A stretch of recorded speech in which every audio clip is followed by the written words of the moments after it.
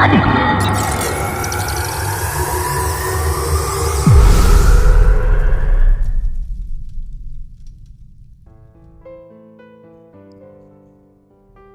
کا فساد، مستنصر حسین تارڑ کے ناول یاک سرائے سے ایک اقتباس۔ عورت مرد کی جیب دیکھتی ہے اور مرد عورت کا جسم۔ اسی جستجو میں دونوں ایک دوسرے کی اصل جھلک سے محروم رہتے ہیں۔